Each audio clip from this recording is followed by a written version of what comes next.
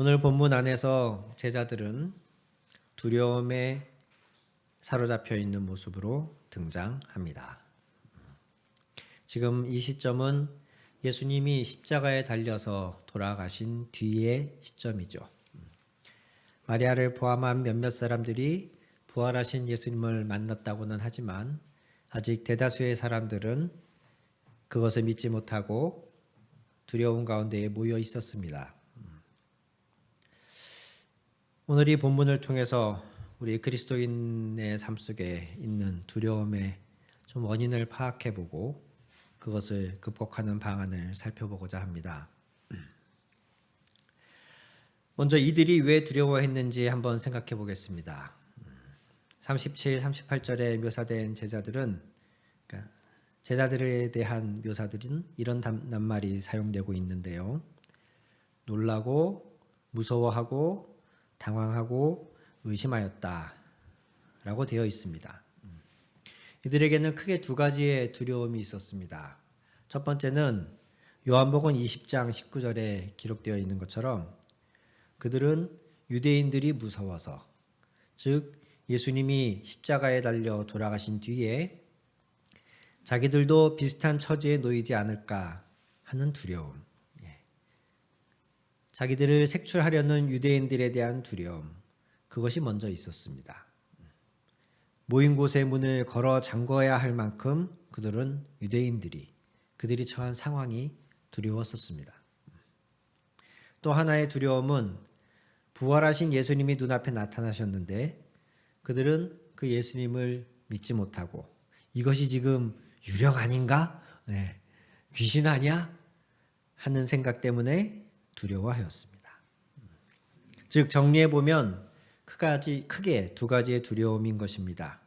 먼저는 환경과 상황으로 인한 두려움, 배고픔이나 경제적인 어려움, 압박이나 어떤 물리적인 위협이나 자기의 위신이나 명예가 떨어질 것에 대한 두려움, 또는 육체적인 건강에 대한 어떤 연약해질 것에 대한 두려움, 이런 것들이 되겠죠.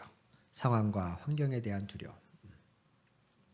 두 번째로는 주님에 대한 오해와 무지에서 비롯된 두려움입니다. 이 제자들은 부활한 예수님을 앞에 놓고서도 믿지 못하고 꿈인가 생신인가 귀신 아닌가 라는 오해 때문에, 주님에 대한 무지 때문에 가장 기뻐하고 환호해야 할 그 순간에 두려워한 것이죠.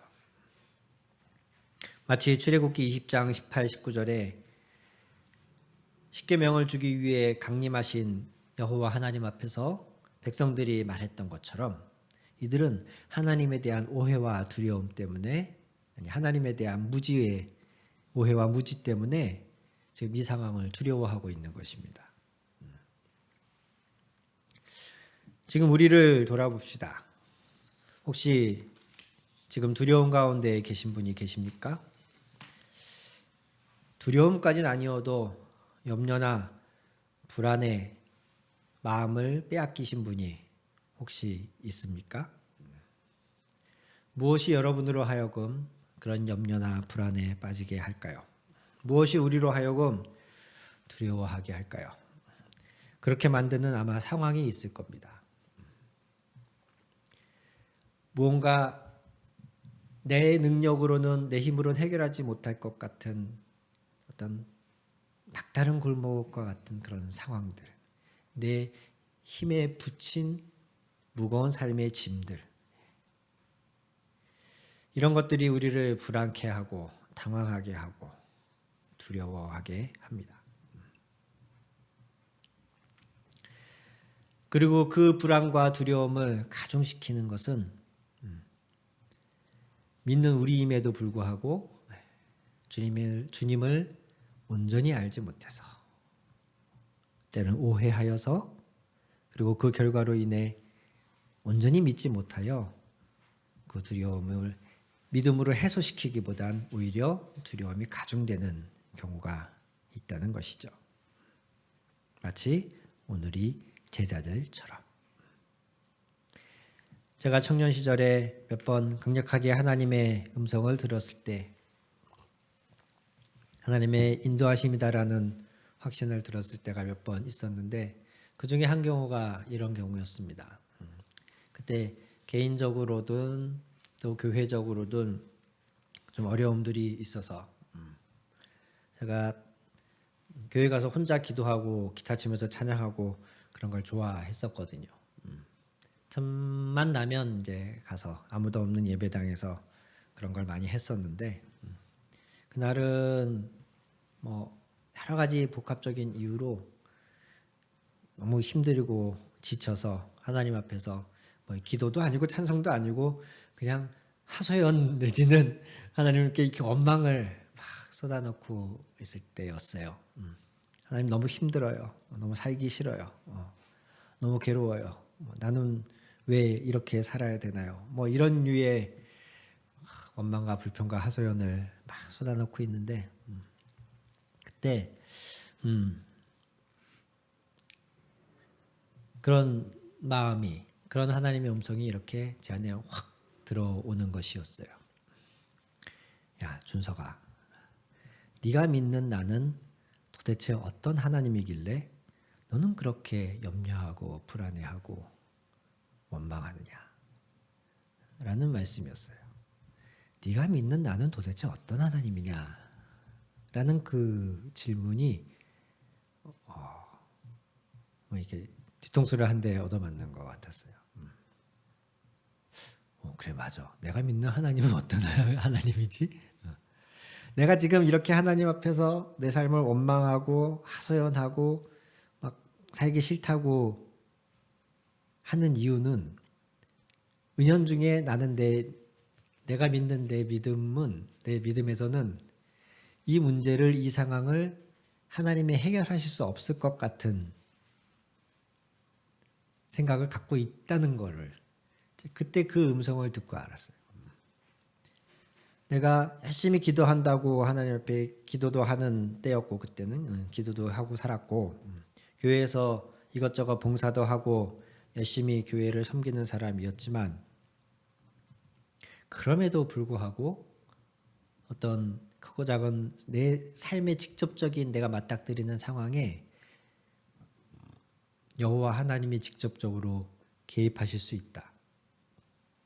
하나님이 교회에만 계신 분이 아니고 일상에서도 함께 하신다.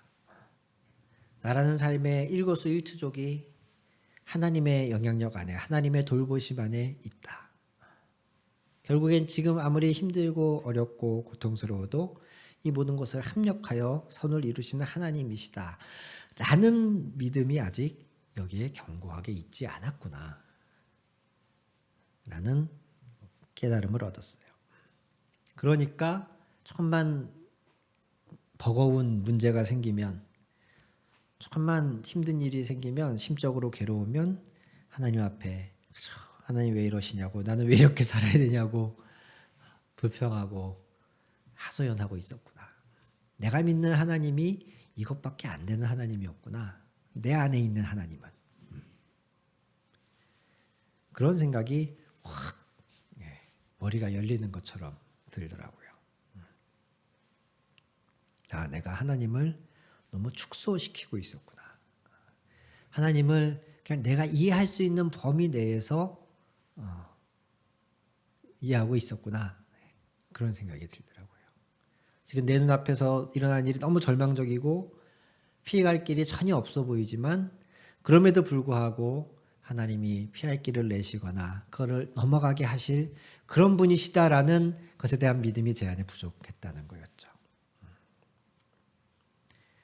상황이 나를 힘들게 한 것도 맞지만 하나님에 대한 무지가 그 상황을 더 가중시키고 있었다는 거예요. 오늘 혹 함께 이 말씀을 듣고 예배하는 분들 가운데에 이 말씀을 통하여 하나님을 회복시키고자 하시는 분이 계시리라 생각합니다. 오늘 이 시간을 통해 하나님이 그 모든 상황 속에서도 역사하실 수 있는 하나님이시라는 것을, 더 나아가서는 하나님이 우리의 일거수일투족을 지키고 계신 하나님이시라는 것을 믿게 되시고 그 믿음이 상황적 어려움과 두려움을 이기게 되는 역사가 있기를 주님의 이름으로 축원합니다. 이어서 보실 것은 이 두려움을 이기게 하시는, 그럼 하나님을 어떻게 그렇게 확신 있게 믿게 할 수 있느냐라는 것에 대한 대답을 성경은 주고 있습니다. 예수님이 의심하는 제자들 앞에서 먼저 자신이 육신으로 부활하셨다는 것을 증명하십니다. 손과 발을 보여주시고 직접 몸을 만질 수 있게 허락해 주시고 활용점정으로 여기에 무슨 먹을 것이 있느냐 물어보셔서 직접 음식을 섭취하시는 모습을 보여주십니다. 완벽하게 몸으로 부활하셨다는 것을 하나의 퍼포먼스로 보여주신 거예요. 단지 눈앞에 뭔가 이렇게 휙 지나가는 게 아니라는 모습으로 나타내신 게 아니고 만져볼 수 있게 또 내 눈앞에서 음식을 드시는 주님을 목격할 수 있게 해주신 거죠. 그러고 나서 45절에서 47절에 보면 예수님이 뭐라고 하셨냐. 자, 45절 보니까요. 그때에 예수께서는 성경을 깨닫게 하시려고 그들의 마음을 열어주셨다라고 해요. 그리고 46, 47절에 보면 구약 성경을 예수님이 말씀하신 시점에서 성경이라는 표현은 신약은 존재하지 않는 때였습니다. 그러니까 그때는 구약을 의미하는 거예요. 이 구약 성경을 한마디로 이렇게 딱 압축해서 이렇게 기록되어 있다. 그리스도는 고난을 겪으시고 사흘째 되는 날 죽은 사람들 가운데서 살아날 것이며 그의 이름으로 죄사함을 받게 하는 회개가 모든 민족에게 전파될 것이다. 라고 하였다. 누가? 성경이. 구약이 그렇게 그리스도에 대하여 예언하고 있다. 라고 성경을 다시 한번 성경을 통해서 제자들에게 그리스도의 사명과 사역 또 그에 대한 믿음을 일깨워 주셔요. 이 말씀에서 보셔서 알 수 있듯이 우리의 담대함은 상황의 어려움을 극복할 수 있게 해주는 주님에 대한 깨달음과 확신은 말씀을 통해서 옵니다. 말씀을 통해서 와요. 말씀이 정말 살아있는 말씀으로 베드로전서 1장 23절에 보면 너희가 거듭난 것, 너희가 다시 태어난 것은 썩을 씨로 된 것이 아니라 썩지 않을 씨, 곧 살아계시고 영원하신 하나님의 말씀으로 그렇게 되었다 라고 이야기하고 있는 것처럼 그 말씀이 살아있는 생명력 있는 말씀이 우리 안에 거듭거듭 새겨지고 심어져야 그 말씀에서 나오는 힘이 또 그 말씀을 통하여 제대로 알게 되고 제대로 이해하게 된 주님에 대한 확신이 우리를 두려움으로부터 일어서게 해준다는 것입니다. 더 나아가서 말씀은 에베소서 6장 17절에 보면 그리스도인이 사용할 수 있는 유일한 공격 무기이기도 합니다. 전신갑주를 쭉 설명하면서 에베소 6장 17절에 성령의 검, 곧 하나님의 말씀을 받으십시오 라고 되어 있다는 것이죠. 느헤미야가 이미 패망하여 다 포로로 잡혀가 있던 유대인들이 70년 만에 다시 예루살렘으로 복귀하고 어렵게 성전을 완공하고 힘들게 살아가고 있을 때 느헤미야가 그들을 돕기 위해 바벨론에서부터 자청하여서 예루살렘의 총독으로 부임을 받습니다. 그리고 그들은 백성을 이렇게 독려해서 예루살렘 성벽을 건축하게 되어지죠. 그리고 나서 느헤미야 8장에 보면 성벽 건축이라고 하는 큰 고된 과정을 마친 뒤에 그들은 백성을 모아놓고 말씀을 선포해요. 말씀을. 느헤미야 8장 8절에서 10절 사이에 이런 말씀이 있어요. 하나님의 율법책이 낭독될 때에 그들이 통역을 하고 뜻을 밝혀 설명하여 주었으므로 백성은 내용을 잘 알아들을 수 있었다. 백성은 율법의 말씀을 들으면서 모두 울었다. 라고 되어 있어요. 어떤 눈물이었을까요? 자신들의 죄에도 불구하고 70여 년 만에 다시 예루살렘으로 돌아올 수 있게 해주신 그 하나님의 은혜에 대한 감격의 눈물? 아니면 말씀을 듣고 보니 지나간 세월 동안 우리가 정말 잘못 살았구나. 우리가 바빌론의 포로로 잡혀갈 충분한 죄인이었구나. 이것을 깨닫고 어떤 죄에 대한 회한의 눈물, 그런 것이었을까요? 아니면 고된 공사, 성벽 공사를 다 마치고 난 직후에 안도감, 또는 그 공사를 이루게 하신 하나님에 대한 감사의 눈물, 그런 것이었을까요? 정답은 없지만 그 모든 것이 공존하지 않았을까 싶어요. 어쨌든 자신들의 현실을 하나님의 말씀 가운데 다시 돌아보니까 그들의 안에서는 눈물이, 통곡이 일어난 거죠. 그게 말씀의 힘이에요. 그 현장에서 느헤미야는 뭐라고 하느냐? 느헤미야 8장 10절에 오늘은 우리 주님의 거룩한 날입니다. 주님 앞에서 기뻐하면 힘이 생기는 법이니 슬퍼하지들 마십시오. 이렇게 선포하면서 하나님의 말씀이 선포되어서 회한과 기쁨과 감사의 눈물에 쌓여있는 백성들에게 오늘은 여호와를 기뻐할 날입니다. 여호와를 기뻐하는 것이 우리의 힘입니다. 이렇게 선언하면서 그 자리는 잔치의 자리가 됩니다. 모든 백성들이 하나 되어서 하나님께 영광 돌리고 잔치가 열리는 자리가 되어지죠. 이 모든 것의 출발점이 말씀이라는 거예요. 하나님의 말씀이 있을 때에 말씀은 양날선 검과 같다고도 하지요. 말씀이 수술 메스가 되어서 날카로운 검이 되어서 우리 안에 잘못된 것들을, 부정한 것들을, 우리 안에 악한 것들을 도려내시고 우리 안에 새살을 돋게 하고 또 말씀이 우리 안에 씨앗이 되어서 열매 맺을 수 있는 그런 나무로 자라갈 때에 우리는 어떤 두려움도 주님에 대한 확신으로 이겨낼 수 있는 사람이 되어간다는 것입니다. 예수님이 제자들에게 가장 먼저 하신 일이 그들이 성경에 대한 오해를 벗겨주시고 그 이해의 폭을 넓혀주시고 성경이 말하고 있는 진정한 진리를, 핵심을 그들에게 가르쳐 주시는 것이었다는 거예요. 오늘 우리에게도 이것이 필요합니다. 주님의 말씀이 우리 안에 더욱 들어와야 되고 더욱 새겨져야 되고 말씀이 우리의 삶에 더욱 기준으로 역사하시도록 말씀을 가까이 하시고 말씀을 읽으시고 읽어도 이해가 안 되면 깨닫게 해달라고 기도하시고 그것을 이해할 수 있는 자리에, 가르치는 자리에, 공부하는 자리에 가야 합니다. 이것이 두려움을 극복하는 첫 번째 방법입니다. 마지막으로 이렇게 상황적인 두려움, 또 예수님에 대한 오해로 인하여서, 무지로 인하여 생긴 두려움을 극복하기 위한 두 번째 방법으로 예수님은 너희가 이 일의 증인이다 라는 말씀으로 사명을 주신다는 거예요. 공격은 최선의 수비이다. 그런 말 들어보셨어요?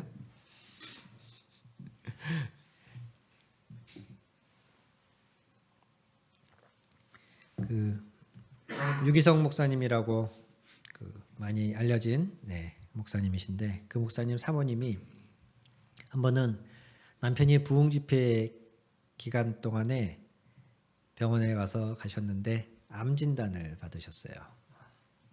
목사님은, 남편은 지금 부흥에 저 멀리 지방의 부흥에 가서 올 수가 없는 상황인데 혼자 병원에 가셨다가 검사 결과를 들으셨는데 암이라는 거예요. 처음엔 너무 황망하고 낙심되고 이게 뭔가 싶어서 한동안 아무 생각, 그냥 멍한 채 병원에 앉아 계시다가 가까스로 마음을 추스리고 어떻게 할까 하는데 그냥 이제 성도들을 좀 보러 가고 싶다 하는 생각이 들더래요. 그래서 그 교회에 성도들이 많이 장사하고 있는 한 시장으로 가려고 택시를 잡아 타셨어요. 택시를 잡아 타서 쭉 택시가 가는데 그 택시 기사에게 복음을 전하기 시작하셨대요. 처음에는 기사가 귀찮아하고 듣기 싫어하고 그러다가 이 사모님이 중간에 그런데 기사님, 제가 지금 병원에서 오는 길인데 제가 암이래요. 그 얘기를 딱 하시니까 갑자기 기사가 조금 이렇게 진지해지더라는 거예요. 그래서 시장에 도착할 때까지 그 기사분하고 얘기를 하면서 복음을 전했대요. 그리고 시장에 도착해서 성도들을 만나서 하나하나 만나서 이제 인사하고 기도하고 하는데 성도들이 다들 뜻밖의 방문이잖아요. 미리 예고된 신방이 아니고 갑자기 담임 목사 사모님이 이렇게 신방을 해주니까 너무 좋아들 하시더라는 거예요. 막 이렇게 간식도 먹을 것도 막 챙겨주시고 사모님 어떻게 오셨냐고 웬일이시냐고 목사님은 안 오셨어요. 막 이러면서 환영해주고 또 그래서 얘기하고 또 이렇게 성도님들 위해서 기도해주고 이렇게 나오는데 한참을 그렇게 하고 나니까 그냥 마음이 차분해지고 마음이 또 이렇게 가벼워지면서 그래 사람은 언젠간 다 죽지. 내가 사명이 있는 한 하나님은 나를 그냥 데려가진 않으실 거야. 이런 생각이 들면서 가벼운 걸음으로 집으로 돌아오셨다는 거예요.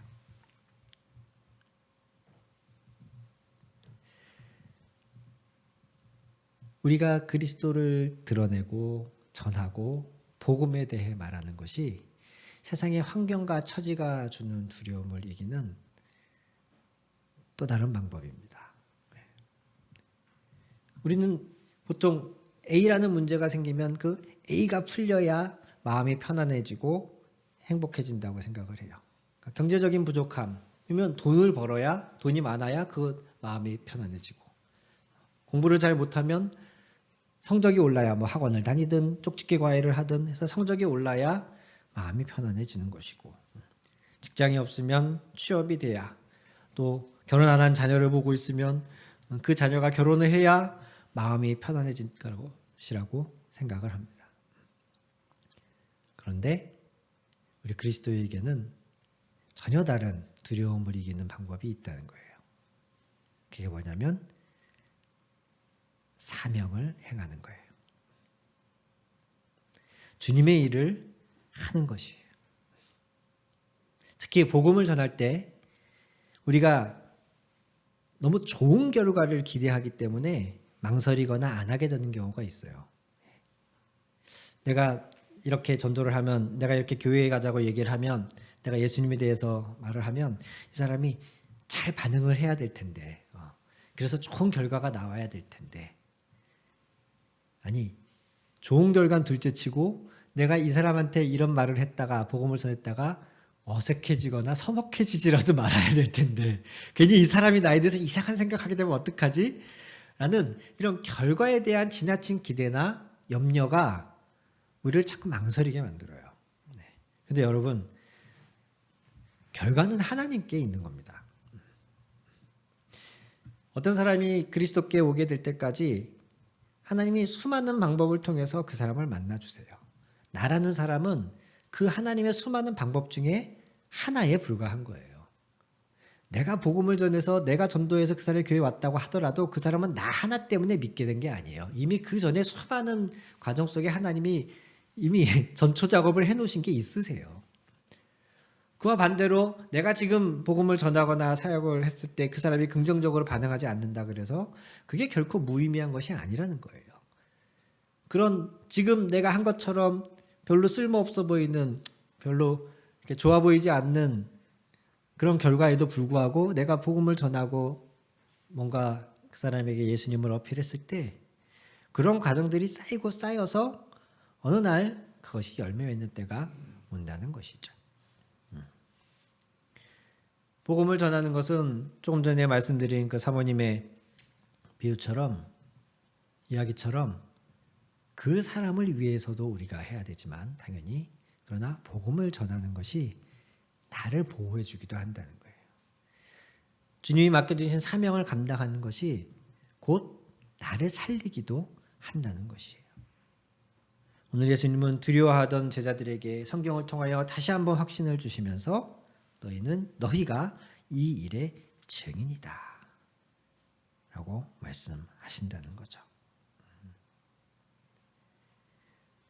세상에서 힘들고 어렵고 우리를 곤란하게 만드는 여러 가지 일들이 있는데 그 모든 것들을 그때그때 아까 말씀드린 것처럼 다 세상의 기준으로 그것들이 좋아지고 회복되고 많아지고 강해지고 오직 그래야만 우리 그리스도인은 마음이 평안해지고 모든 두려움이 없는 그러한 사람이 되는 것이냐?